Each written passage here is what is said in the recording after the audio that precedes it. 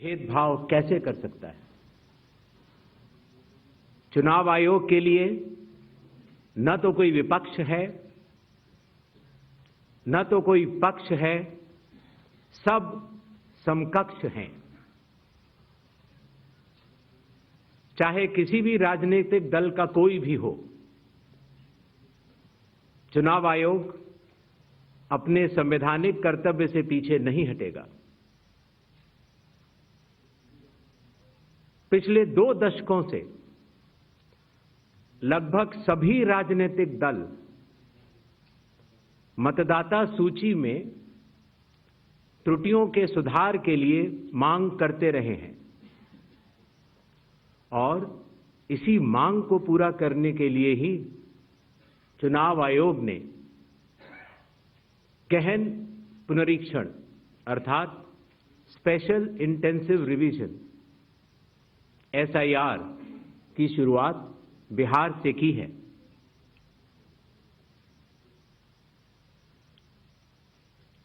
SIR की प्रक्रिया में सभी मतदाता,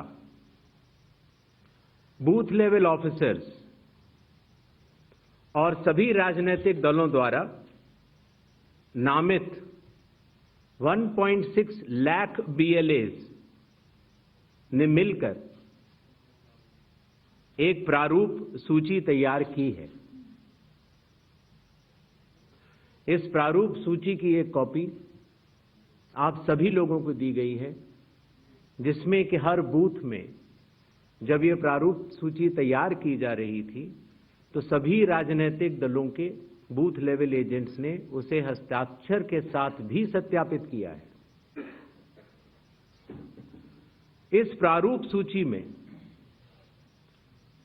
त्रुटियां हटाने के लिए एक बार फिर निर्धारित समय परिधि में सभी मतदाता और राजनीतिक दल मिलकर अपना बहुमूल्य योगदान दे रहे हैं।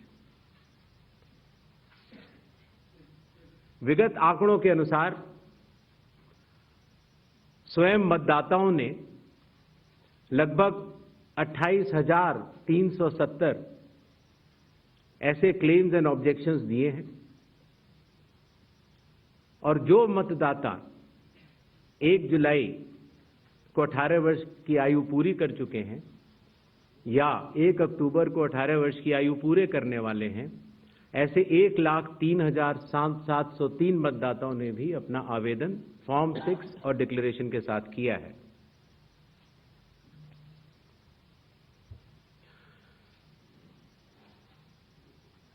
और इन क्लेम्स एंड ऑब्जेक्शंस के लिए, इन त्रुटियों को हटाने के लिए बिहार के SIR में 1 अगस्त से 1 सितंबर का समय निर्धारित है। अभी भी 15 दिन का समय बाकी है। चुनाव आयोग सभी राजनीतिक दलों को उनके द्वारा नामित बूथ लेवल एजेंट्स को, नेशनल लेवल पॉलिटिकल पार्टीज को, स्टेट लेवल पॉलिटिकल पार्टीज को आह्वान करता है कि आने वाले 15 दिनों में जो भी प्रारूप मतदाता सूची उनको दी गई है उसमें अगर कोई भी त्रुटि हो तो उसको प्रिस्क्राइब्ड फॉर्म के तहत जमा करें। चुनाव आयोग के दरवाजे हमेशा सबके लिए समान रूप से खुले हुए हैं।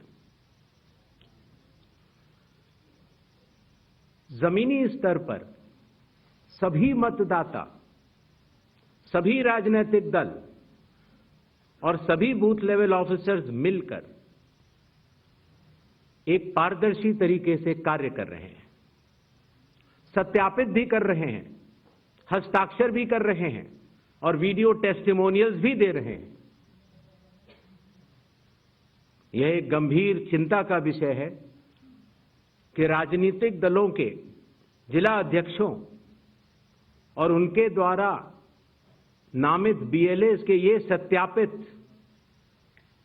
दस्तावेज, टेस्टिमोनियल्स, उनकी आवाज उनके स्वयं के राज्य स्तर के या राष्ट्रीय स्तर के नेताओं तक या तो पहुंच नहीं पा रही है और या फिर जमीनी सच को नजरअंदाज करते हुए भ्रम फैलाने की कोशिश की जा रही है।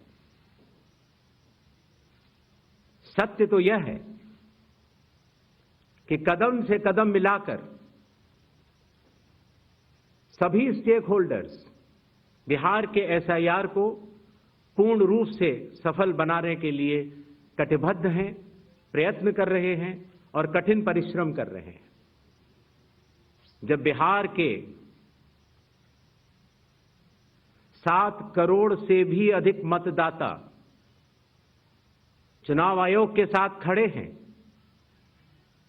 तो न तो चुनाव आयोग की साख पर कोई प्रश्न चिन्ह खड़ा हो सकता है और न ही मतदाताओं की साख पर। कानून के अनुसार अगर समय रहते मतदाता सूचियों में त्रुटियां साझा न की जाएं,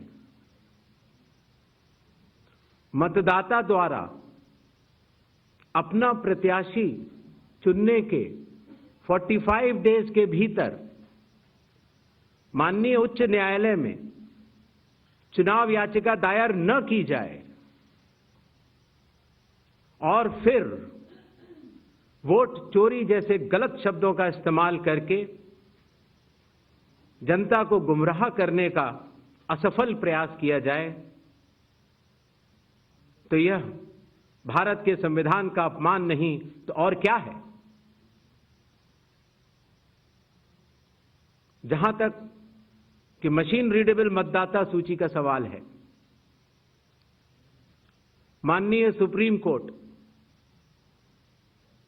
2019 में ही कह चुका है कि यह मतदाता की निजता का हनन हो सकता है। Voter privacy can be breached. हमने कुछ दिन पहले देखा कि कई मतदाताओं की फोटो उनकी अनुमति के बिना मीडिया के समक्ष रखी गई, उनके ऊपर आरोप लगाए गए, उनका इस्तेमाल किया गया। क्या अपनी माताओं, बहुओं, बेटियों सहित किसी भी मतदाता की सीसीटीवी वीडियो चुनाव आयोग को साझा करनी चाहिए क्या?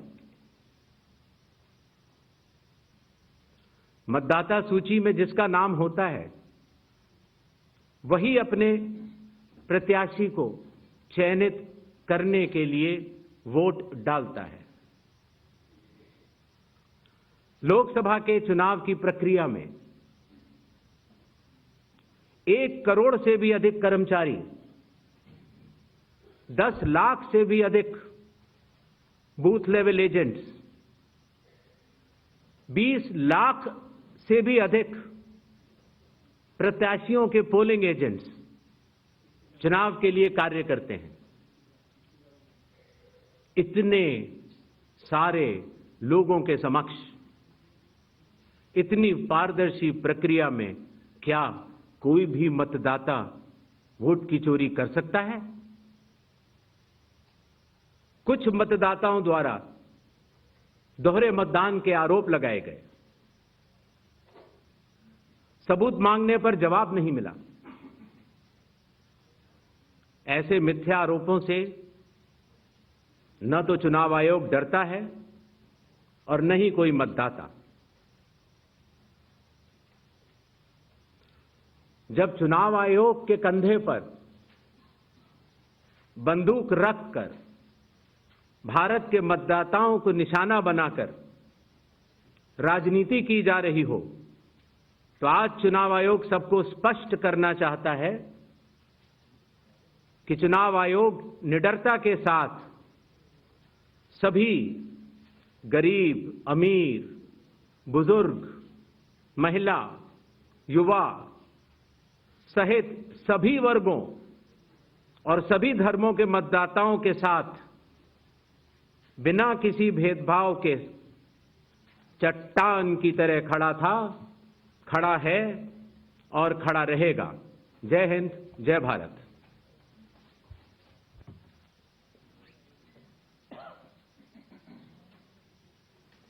તો વિપક્ષે જે બિહાર એસઆઈઆરનો મુદ્દો ઉઠાવ્યો હતો અને વોટ ચોરી કૌભાંડનો આરોપ લગાવ્યો, સાથે જ મતદાર યાદીમાં જે ગડબડીનો આરોપ વિપક્ષ સતત લગાવતો આવ્યો છે, એ બાબતે ઇલેક્શન કમિશને પોતાનું સ્ટેન્ડ ક્લિયર કર્યું છે અને તેમણે કહ્યું છે કે અહીં ઇલેક્શન કમિશન માટે કોઈ પક્ષ વિપક્ષ નથી હોતું અને ઇલેક્શન કમિશન માટે બધા જ લોકો એક સમાન હોય છે. બિહારમાં 7 કરોડથી પણ વધુ મતદાતા ચૂંટણી આયોગ સાથે છે તેવું કહ્યું.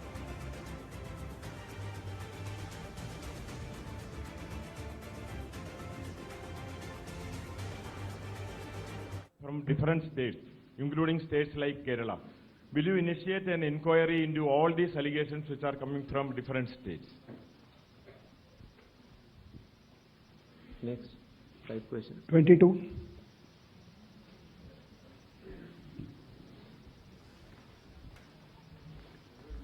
Sir, please.